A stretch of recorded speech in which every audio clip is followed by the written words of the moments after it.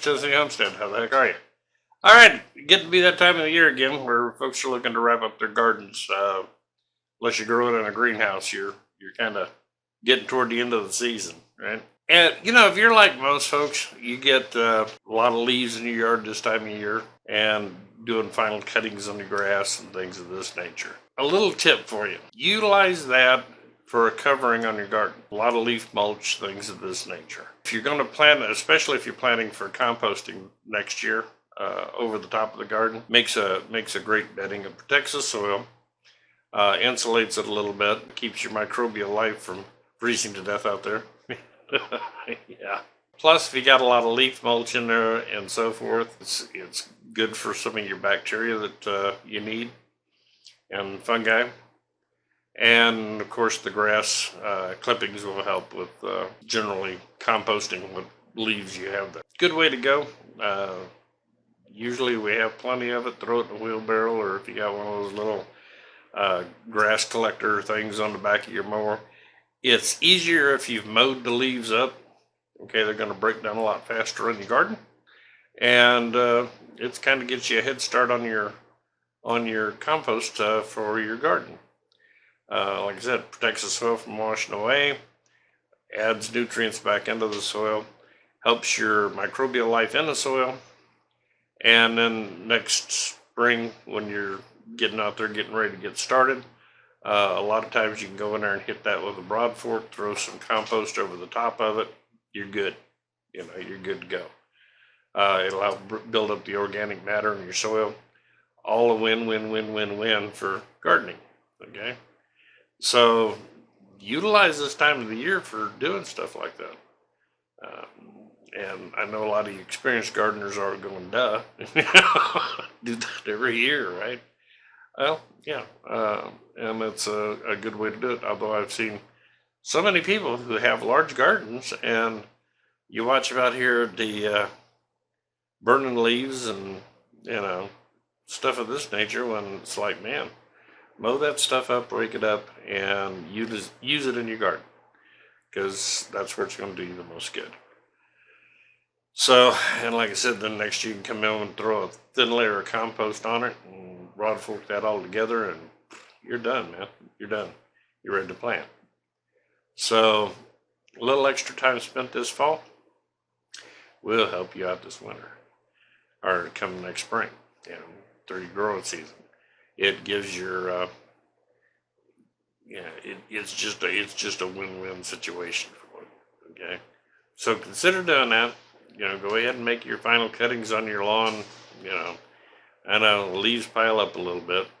Mulch them down real good with your mower. Rake them up, throw them in a wheelbarrow, take them back there, dump them on your garden. It's a good way to go. And like with us here, man, we have trees, we have leaves, lots of them. So, but gives you a head start on your composting. You kind of compost in place, you might say.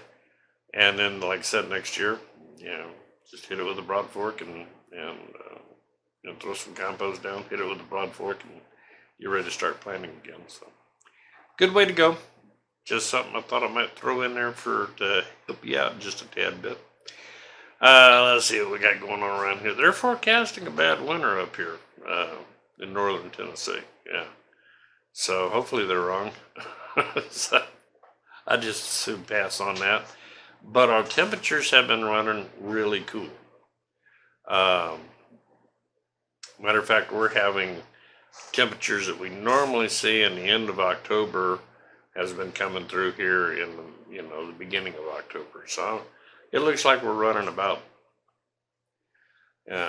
3 weeks ahead of our normal cycle, possibly even as much as 4.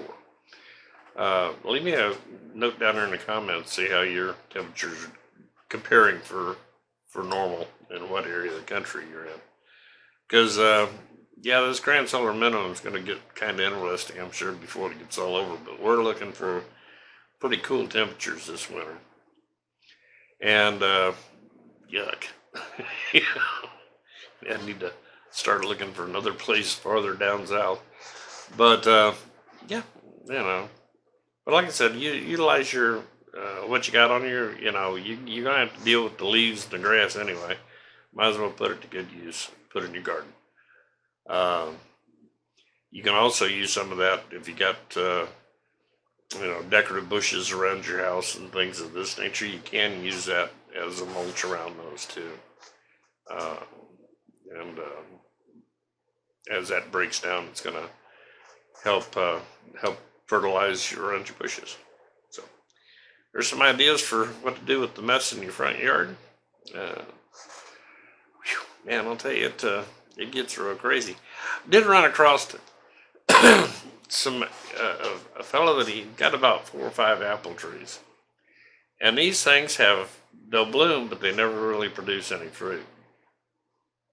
And he's had a couple of nurseries come and look at it and so forth. The one nursery told him he's got the wrong trees planted.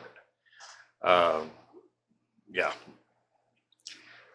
When you're checking for stuff like fruit trees and so forth, make sure they're the type that fruit well in your area.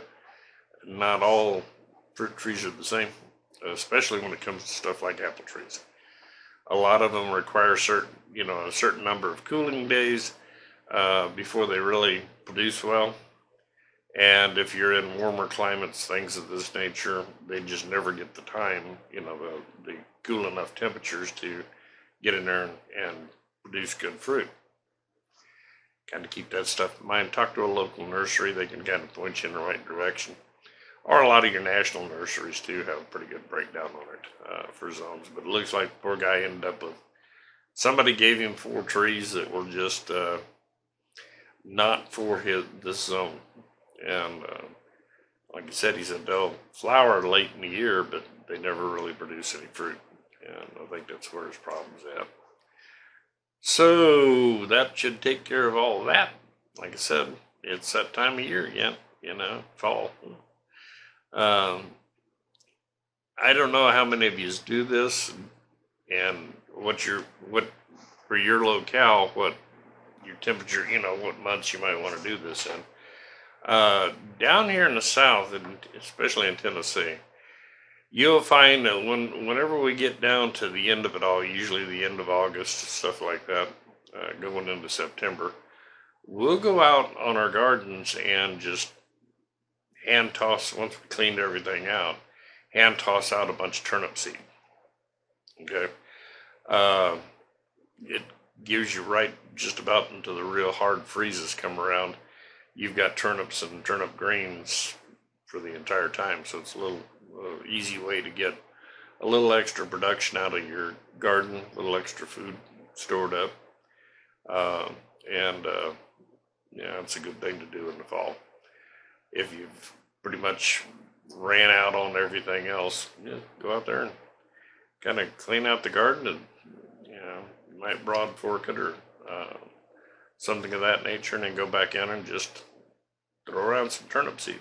You don't have to be fancy with it, especially if you're going to return the garden. Okay. If not, then when you broad fork it, you're going to have some turnips to pull out of there. So, alrighty, well, that's just a little quickie there for getting those gardens ready for fall. Make sure you take down your fencing if you're running any fencing for, like I use cattle panels and T-bar for cucumbers and things of that nature, peas. And, go ahead and get that stuff pulled out of the ground, kind of rolled up. Because, I like to, I don't know about y'all, but I like to move my cucumbers and stuff around to where it's not constantly in the same area. Because it'll deplete your nutrients out for that particular varieties. So if you do that, it's a good opportunity to get all the dead growth out of your fencing, things of that nature. Kind of keeps your fencing around a little longer if you've got it stored out of the weather and things of this nature. So there's my fall tips for your garden. Just get it ready, and get on it before you get to the point of where it's a lot of wet, cold weather. Okay, so this is about the perfect time of the year for it. Alrighty, this is Rich Tennessee Homestead. I hope that helped you out just a bit. But yeah, let me know how your temperature's doing in your area. I'm kind of curious. 'Cause like I said, we're running about 30 days ahead of schedule, it seems like, with our temperature ranges. Um, say anywhere from 2 weeks to 30 days ahead of schedule, which is going to probably mean have to adjust some of the plannings going in the spring if we're running that crazy.